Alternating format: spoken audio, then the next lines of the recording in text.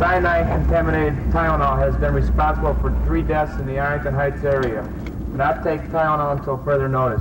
Sent another extortion letter to the White House, threatening to bomb it. The first death yesterday morning was in Elk Grove Village. A 12-year-old girl, Mary Kellerman. Quote, how to kill people by stuffing poison into capsules. If you have extra strength Tylenol at home and want to check the lot number, look on the box or write on the label of the bottle. More deaths might occur unless they caught the Tylenol terrorist. If they had indeed been poisoned with cyanide, they would be dead before they'd even be able to make a telephone call to the hospital or police. This product may be contaminated with cyanide and should be destroyed. Not one person has been found guilty of the horrific crime that ended the lives of 7 innocent individuals. Hello everyone and welcome back to my channel.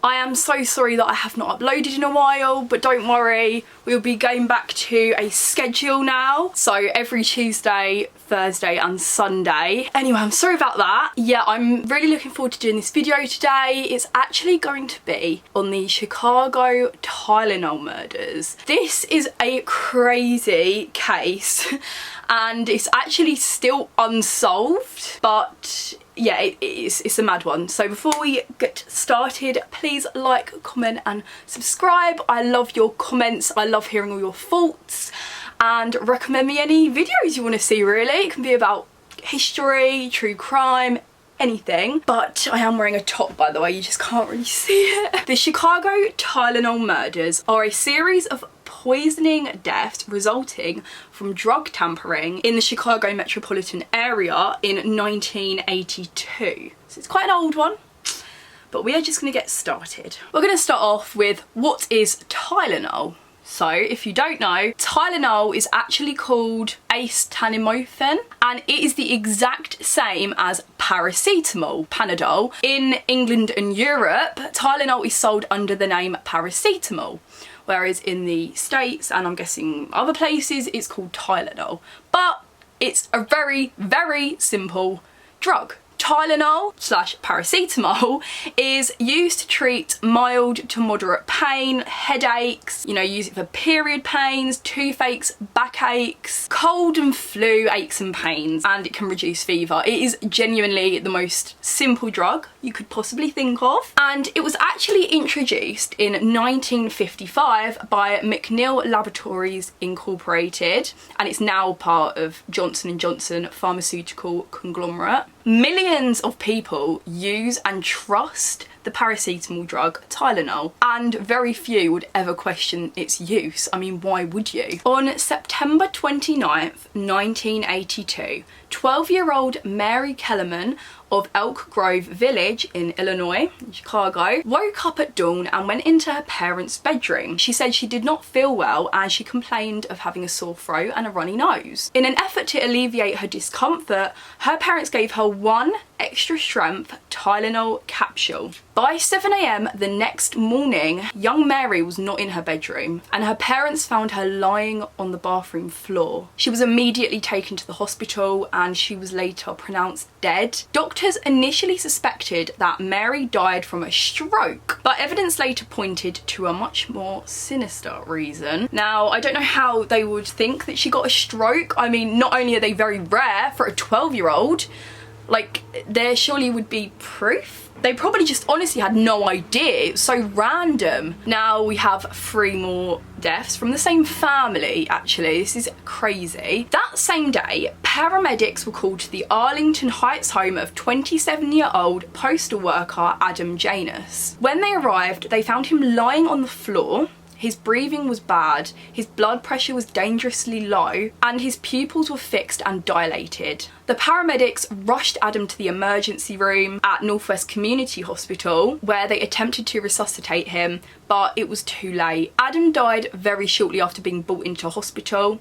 His death was believed to be the result of a massive heart attack. Again, I'm not really sure how they got that conclusion. Now, On the evening of Adam's death, his grieving family gathered at his house to mourn his sudden passing and discuss funeral arrangements. Adam's 25-year-old brother, Stanley, and his 19-year-old bride, Teresa, both were suffering from headaches due to the stress of losing a family member so suddenly. But to his relief, Stanley found on Adam's kitchen counter a bottle of extra-strength Tylenol. He took a capsule from the bottle and gave one to his wife. So they just thought they were gonna, you know, fix the headache. Shortly after taking the capsules, both Stanley and his wife collapsed on the floor. The shocked family members immediately called an ambulance.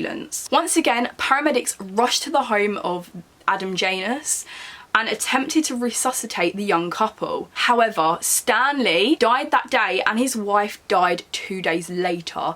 Can you imagine? The Janus family, they have lost 3 people in the space of 2 days. Both their sons in the same day. That is horrendous. According to an article, Dr. Thomas Kim at the Northwest Community Hospital became suspicious following the deaths of the 3 family members. It was suspected that poisonous gas could have caused the untimely deaths of Adam, Stanley and Teresa. However, after consulting with John B. Sullivan at the Rocky Mountain Poison Center, it was determined that cyanide might be the culprit. Blood samples were taken from the victims and sent to the lab for testing. While the blood samples are being tested for cyanide, 2 firefighters in another location of the Chicago suburbs discussed the 4 bizarre deaths that had recently taken place in the surrounding areas. Arlington Heights firefighter Philip Cappelli talked with his friend Richard Keyworth from Elk Grove Firehouse about Mary Kellerman and the fact that she had taken Tylenol before she died. Keyworth suggested that all the deaths could have been related to the medicine, so they were catching on pretty quickly. Following his friend's suggestion, Philip Cappelli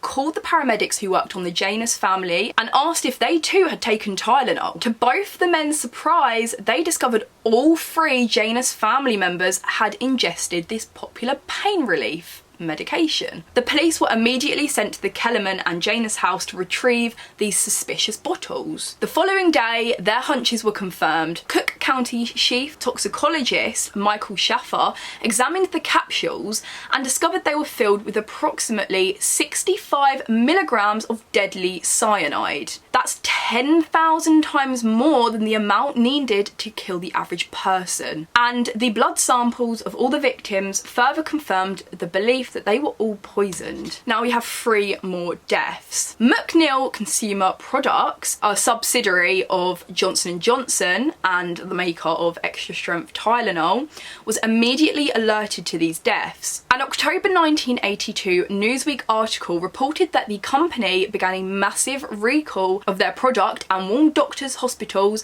and wholesalers of the potential danger. However, by then it was too late for 3 more victims of the deadly poison-laced Tylenol capsules. 27-year-old Mary Rayner of Winfield, Illinois, was recovering after the birth of her son when she unsuspectingly ingested the Tylenol with cyanide in. She died a short time later. That same day, 35-year-old Paula Prince, a United Airlines stewardess, was found dead in her suburban Chicago apartment. Cyanide-filled Tylenol capsules were also found in her home. The 7th known victim of the Tylenol poisonings was 35-year-old Mary McFarland of Elmhurst, Illinois. Soon after the national news stories on the tragic deaths from the tainted Tylenol, widespread fear swept throughout the country, especially in Chicago and its suburbs.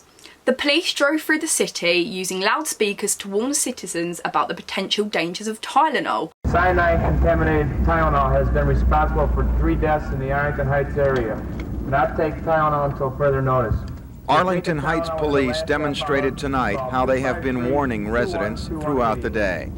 And in Chicago, police notified all officers of the threat. This product may be contaminated with cyanide and should be destroyed. The bottles were labeled extra-strength Tylenol, 50 capsule size, lot number MC2880, expiration date April 1987. If you have a Tylenol bottle marked that way, destroy it. At the present time, I think that would be a safe policy until further investigation, until we can perhaps determine where the contamination took place. If it were me, I wouldn't take them. Officials began testing Tylenol samples at random from area stores, but could find no additional traces of poison. Still, with more than 93,000 bottles from the same batch distributed through more than 30 states, the manufacturer ordered store owners to clear their shelves. We're taking off the shelf all the Tylenol capsules and anything with the code number MC on it. We're pulling everything off.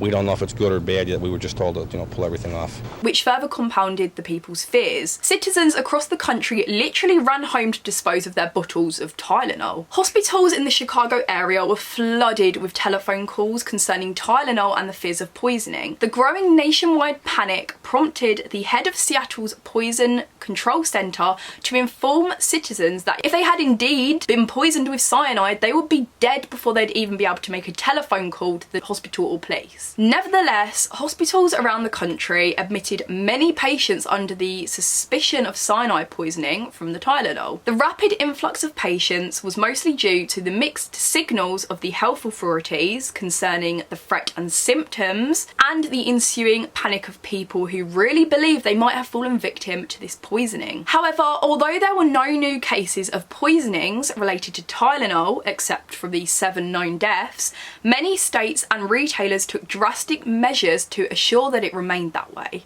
Gray's Pharmacy in Norfolk received no official recall notification. Pharmacists simply reacted on the basis of news reports. We removed all the Tylenol extra strength capsules, 24s, 36s, and 100s. A check of each package of extra-strength Tylenol capsules found none bearing the lot numbers MC2880 and 1910MD, both of which have been linked to cyanide contamination. If you have extra-strength Tylenol at home and want to check the lot number, look on the box or right on the label of the bottle. We've had lots of phone calls and lots of people come in and question, whether they should take what they have or whether they should buy. Callers are told not to take the extra-strength capsules, and most stores have removed them from the shelves. Tablets, however, are not included in the controversy and are still available. Safety seals are one way to prevent contamination. If the seal has been broken, then you know the medication has been tampered with.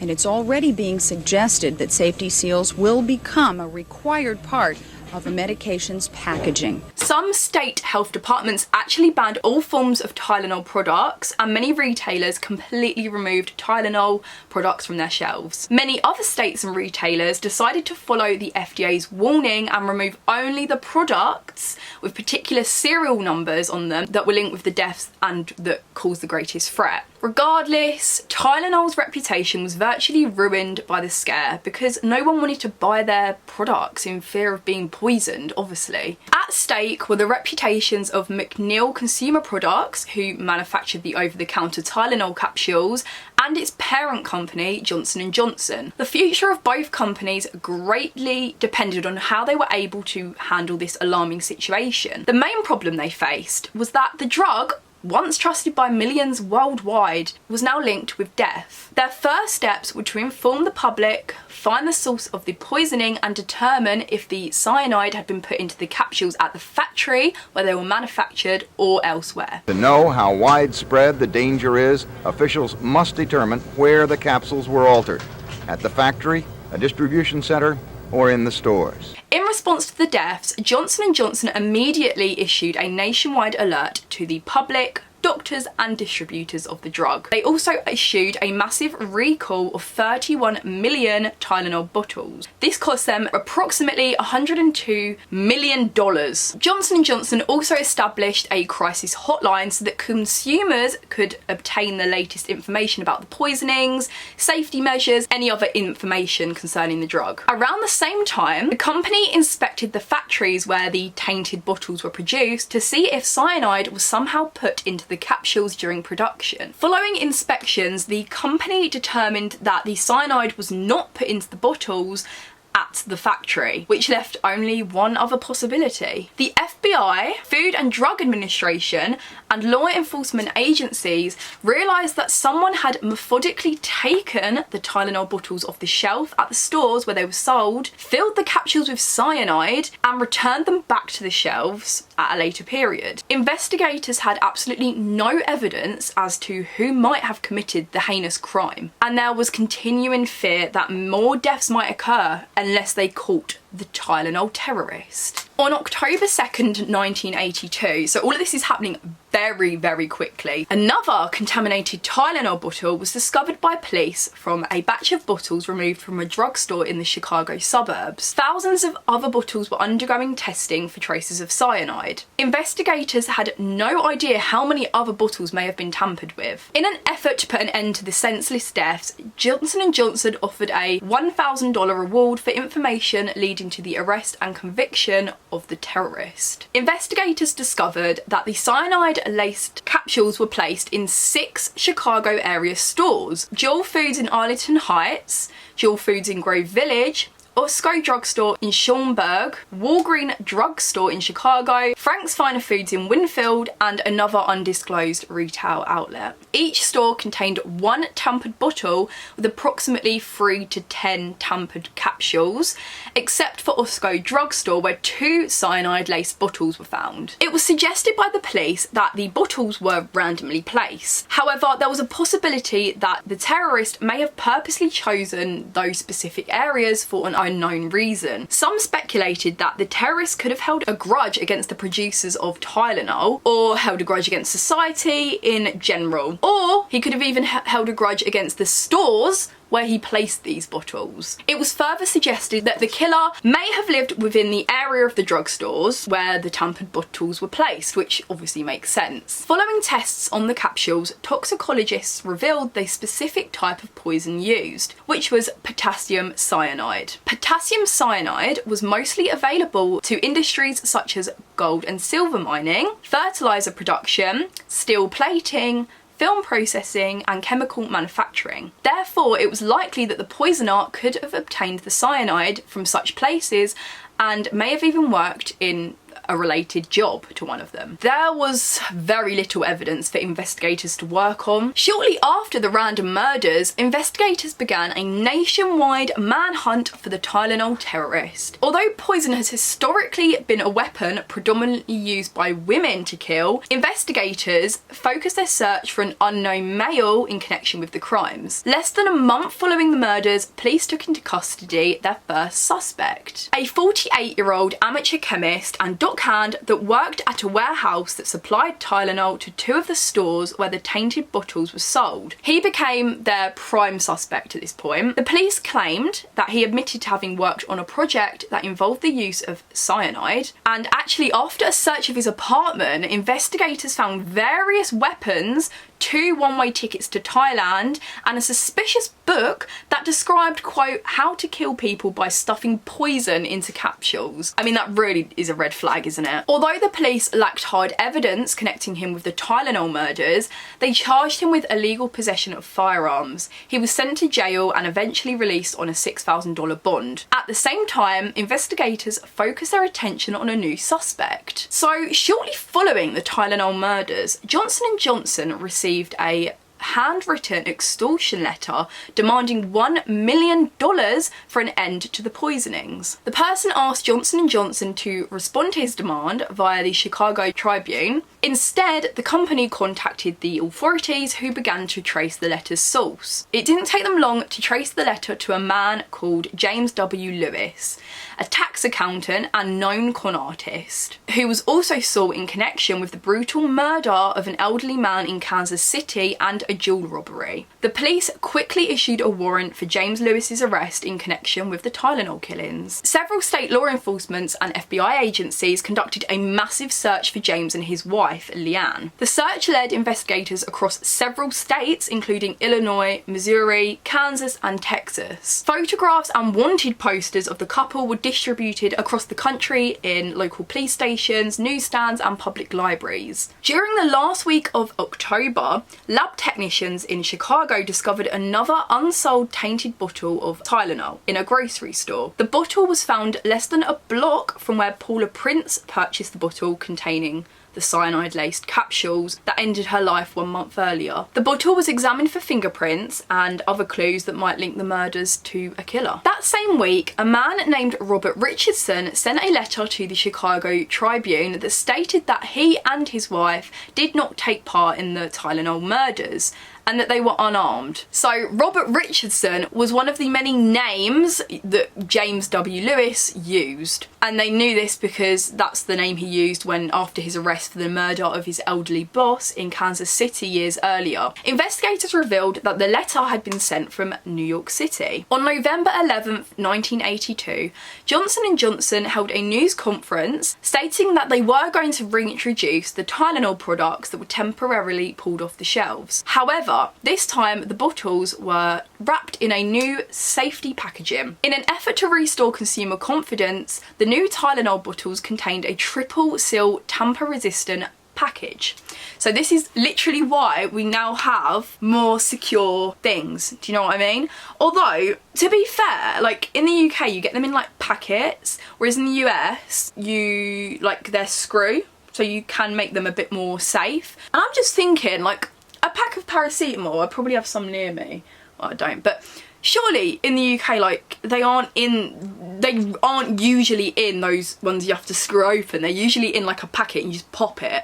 Like, surely you could tamper with that. Oh my god. Johnson & Johnson spent heavily to advertise the new packaging and offered consumers a $2.50 coupon towards the purchase of any Tylenol product. It took less than 2 months before consumer confidence was restored. They were able to, quote, regain more than a 98% of the market share it had before the crisis. 1 month following Tylenol's reintroduction to the marketplace, FBI agents received their biggest tip in connection with the Lewis's whereabouts. After a 10-week search for their suspect, investigators received information from a librarian who claimed to have seen James Lewis on several occasions at the New York Public Library. The librarian said she was able to recognize him from the wanted posters at her workplace. On December 13th, 1982, FBI agents surrounded James Lewis in the reading room of New York Public Library. He was immediately arrested and taken into custody for questioning. The following week, Leanne Lewis turned herself into Chicago police. During the interview by police, the Lewises denied having anything to do with the poisoning of the Tylenol capsules,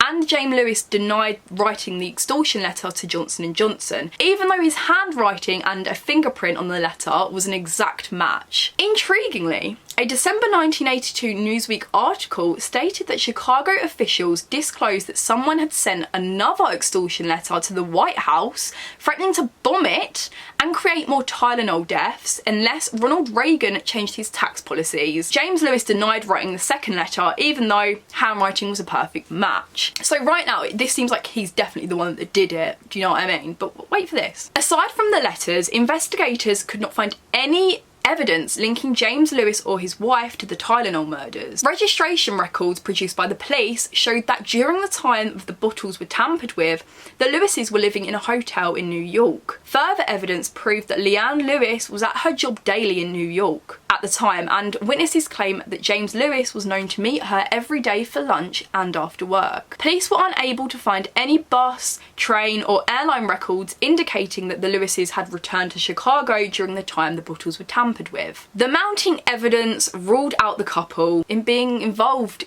in the Tylenol poisoning. Therefore, the Tylenol murderer was still on the loose. By this time, almost all leads in the case had grown cold, and the chances of finding the killer significantly reduced. Although James Lewis was never convicted for crimes directly related to Tylenol deaths, he was actually found guilty of extortion and 6 unrelated counts of mail and credit card fraud. He was sentenced to 20 years in prison.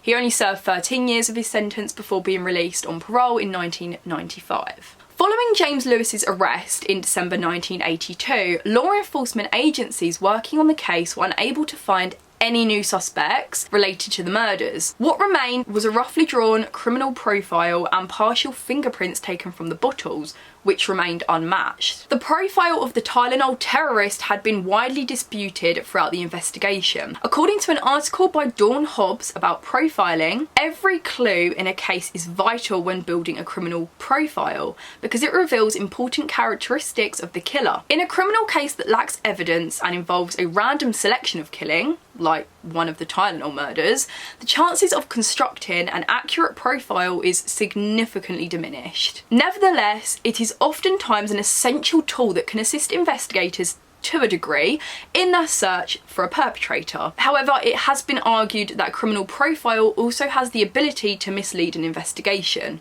That is definitely true. John Douglas and Mark Olsaker's book Journey into Darkness provides further insight into the Tylenol terrorist. The authors write that the killer was likely a loner who was motivated by anger directed at society in general. It is possible that the killer may have had some kind of psychiatric treatment in the past to help deal with extreme feelings such as depression, anger, anxiety, and control issues. It was also suggested that the Tylenol terrorist could have openly complained at one point about society's wrongdoings against him or her. If correct, the terrorist could have attempted to contact a person of power, either by letter or telephone, to resolve matters. There is a chance that the killer may have perceived that those he contacted refused to take him seriously, further fueling his anger and resulting in the random deaths. The likelihood of the killer living in the Chicago area is high because he seemed to have knowledge of the surrounding area and local stores. The killer is believed to own a car or truck, which would enable him to drive the distances between the store's locations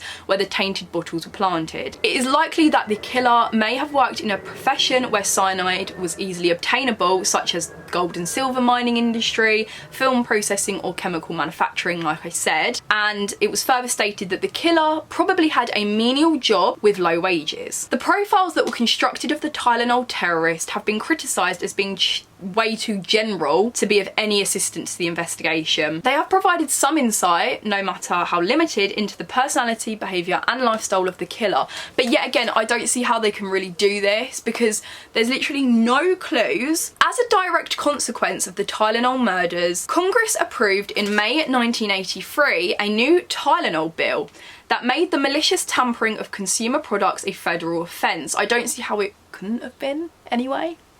In 1989, so we're jumping way ahead. In 1989, the FDA set national requirements for all over-the-counter products to be tamper-resistant. Stephen Fink summed up the feeling of the nation when he stated that, quote, "Whatever innocence we still had in the summer of 1982 was quickly shattered by the fall." Autumn. Americans had to think twice now about the purchase of consumer products after the poisonings that year. Furthermore, even though the new bill strengthened sentencing of product terrorists and the FDA required increased safety measures, there was still no guarantee that any product was 100% safe. As a nation, they learned that they could no longer protect themselves completely from even the most harmless of products. Almost from the first mention of the Tylenol murders, the rates of product tampering skyrocketed around the nation. In 1982 alone, the FDA counted 270 suspected incidents of product tampering, and 36 of these were considered hardcore true tamperings. Several of the cases, including one of a 14-year-old Minneapolis boy, Marlon Barrow, who became sick after drinking poisoned chocolate milk. Another case was that of 27-year-old Florida man Harry Browning, who became ill after drinking incesticide, I think that's how you say it, laced orange juice. Miraculously, neither of these died. However, in the years to come, there was a surge of more deadly copycat crimes that would serve as haunting reminders of the Tylenol murders. Honestly, like, obviously they had to announce this globally just in case, but like the fact they did, it's gonna create so many more copycat killers.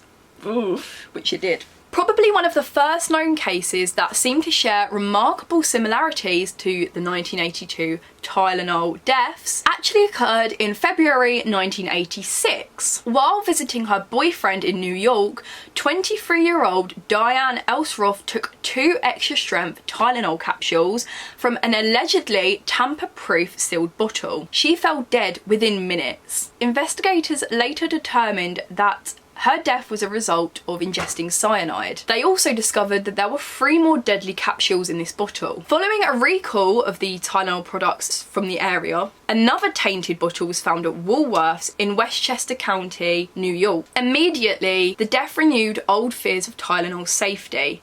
Consumers' fears were further compounded by the fact that the killer was able to make the packaging appear as if it was sealed and safe. The tampering was believed to have occurred en route to the area stores or in the stores themselves. Once again, the death prompted the FDA to warn consumers nationwide of the possible threat of contaminated Tylenol products. More than a dozen states banned the sale of Tylenol until further notice from the FDA. Johnson & Johnson came close once again to recalling their most popular product. Dr. Park Dietz, a forensic psychologist and an expert on criminal behaviour, claimed that there was a significant increase in tampering complaints in March 1986. Following the Elsroth poisoning, after comparing the number of product tampering complaints with related news reports, Dietz discovered that there were indeed a correlation between the amount of publicity focused on product tampering crime stories and like complaints. Thus, Dietz suggested that publicity leads to the increased complaints concerning product tampering. According to Dietz, there's also a direct correlation between an increase in copycat crimes and intense news coverage. Although publicity might be partly to blame for an increase in these copycat crimes, it certainly does not provide a complete explanation as the motivation behind tampering with products to kill random people, random innocent people. Therefore, the motivation for the crime must be looked at with each individual case. Approximately 4 months following Elsroth's murder, another copycat killing occurred that was reminiscent of the Tylenol killings. On June 11th, 1986, a 40-year-old Washington State bank manager, Sue Snow, woke up with a headache at 6 a.m. She went to her kitchen and took 2 extra-strength Excedrin capsules. After wishing her 15-year-old daughter Hayley a good morning, she went into the bathroom, plugged in her curling iron and turned on the shower. Around 40 minutes later, her daughter Hayley went into the bathroom to see what was taking her mother such a long time to get ready and found her mother lying unconscious on the floor. She immediately phoned 911 and Sue Snow was taken to a nearby hospital. Doctors worked frantically to determine what was wrong with Sue, but after just a few hours she died. During the autopsy of Sue Snow, Assistant Medical Examiner Janet Miller suspected cyanide poisoning from the distinct odour of bitter almonds from her body, and laboratory tests proved her right. The source of the cyanide was traced to a strange-looking bottle of extra-strength Excedrin capsules. In response to the death, the manufacturer of the drug, Bristol Myers, nationally recalled the product, hoping to stop any more deaths that could happen. On June 17th, 1986, 1 day following the highly publicised massive recall, the police received a telephone call from a widow who feared her husband could have been poisoned less than 2 weeks earlier. The woman, Stella Nichol, told investigators that her husband Bruce had suddenly died on June 6th, 1986, shortly after taking 4 extra-strength Excedrin capsules. Bruce Nichol's death was initially determined to have been due to complications from emphysema. However, after laboratory tests conducted on his blood on June 19th, 1986, there was no doubt that his death was caused by ingestion of cyanide. That same day, investigators recovered 2 tainted Excedrin bottles in the Nichols residence. Like with the Chicago's Tylenol murders, fear swept through Washington state as a result of the 2 cyanide-laced Excedrin deaths. The FBI joined forces with Washington law enforcement agencies in an effort to find the murderer and prevent future deaths. Investigators determined that the drug was most likely taken from the area stores, filled with cyanide, and then returned back to the stores. In the months that followed, 2 more bottles of Excedrin extra-strength capsules that were recalled from stores in Auburn and Kent, Washington, were also found to contain cyanide. All 5 bottles were taken to the FBI crime lab in Washington, D.C. and examined by Roger Marx for fingerprints and other evidence that might connect the victims to the killer. During Marx's investigation of the bottles, he made an unusual discovery. Marx found each tainted capsule contained minute specks of green crystal-like substance substance. Marx was able to link the tiny green crystals with algaecides used in aquariums and fish ponds, and he was able to pinpoint the exact brand of algaecide found in all the capsules, which was known as Algae Destroyer. The murderer could have used a container that once held the algae destroyer to mix the cyanide before it was eventually put into the capsules. Marx's connections proved to be one of the most critical pieces of evidence in the ongoing investigation. Upon further investigation, law enforcement officials discovered that Stella Nichol not only owned a fish tank, but had also bought Algae Destroyer from a pet store prior to the murders. Investigators also learned that Stella took out 3 life insurance policies on her husband in the year prior to his death, worth a total of $71,000. According to Detective Mike Dunbar, who worked on the case, Stella stood to gain an additional $100,000 from her insurance company if she was able to prove that his death was accidental. Intriguingly, following Bruce's death, Stella confronted her doctor on several occasions about his decision to list her husband's death as natural. The new evidence led investigators to shift their focus onto Stella Nichol as their primary suspect in the cyanide-laced Excedrin deaths. Following Stella's failure to pass a lie detector test on November 18th, 1986, the investigators became convinced that she murdered her husband. The FBI and state police theorized that she placed the cyanide in the Excedrin capsules, repackaged them, and placed 3 bottles in area stores and kept the other 2 bottles to kill her husband. Stella was attempting to make her husband's death look like the work of a serial poisoner, thus escaping any responsibility for the crime. The only problem that investigators faced was trying to prove their theory. Less than 2 months later, their big break came. Stella's 27-year-old daughter from a previous marriage, Cindy Hamilton, came forward with critical information. Cindy told police that her mother often talked about killing Bruce because she was bored with the relationship. Cindy stated that her mother even admitted to her that she tried to kill him with a foxglove, but the attempt failed. Cindy told investigators that several months before Bruce's death, her mother conducted research on cyanide at the local library. Early in 1987, the FBI collected as much evidence concerning Stella's possible involvement in the killing of Bruce Nichol and Sue Snow. Library computers were searched and the books that Stella checked out were obtained by the FBI. One of the books that Stella read was called Deadly Harvest, from which the FBI were able to collect fingerprints from. The pages that contained the most prints were those relating to cyanide. Stella was charged with the deaths of Sue Snow and Bruce Nichol on December 9th, 1987, and her court trial began 4 months later. On May 9th, 1988, a jury found Stella Nichol guilty of murder. Stella Nichol was actually the first person to be tried and convicted for committing murder using product tampering, and she would no means be the last. Another copycat murderer bearing remarkable similarities to the Tylenol and Excedrin poisonings occurred in 1991. 31-year-old Joseph Melling was convicted and sentenced to life in prison for fatal product tampering after spiking Sudafed decongestants with cyanide. According to investigators, Melling attempted to murder his wife in February 1991 with the cyanide-laced capsules. That same month, 2 more people died as a result of Joseph Melling's tampering. As with the Excedrin poisonings, Melling filled other packages of Sudafed with cyanide and placed the drugs back on the store shelves to make it appear that was a serial poisoner on the loose. His motivation was to claim $700,000 in insurance from her death. Many of the product tampering cases that have resulted in death have for the most part led to a successful conviction of the perpetrator. However, the one case that brought product tampering to the forefront of Americans' consciousness has never been solved. To date, the $1,000 reward offered by Johnson & Johnson remains unclaimed because not one person has been found guilty of the horrific crime that ended the lives of 7 innocent individuals. Despite the lack of evidence and disintegration of leads over time, hope remains that the Tylenol terrorist may one day be brought to justice. Until then, his or her identity will remain a mystery. How crazy is that? They have never ever found who did it. Like, that is so bizarre to me. Like, how awful is it? It's so random. There seems to be no rhyme or reason of why they did it. I just don't get it. I really don't. I don't think they'll ever solve this case, to be honest. I'm not gonna lie. But yeah, I hope you enjoyed listening to today's video. Make sure you comment down below your thoughts and opinions, and subscribe if you want to.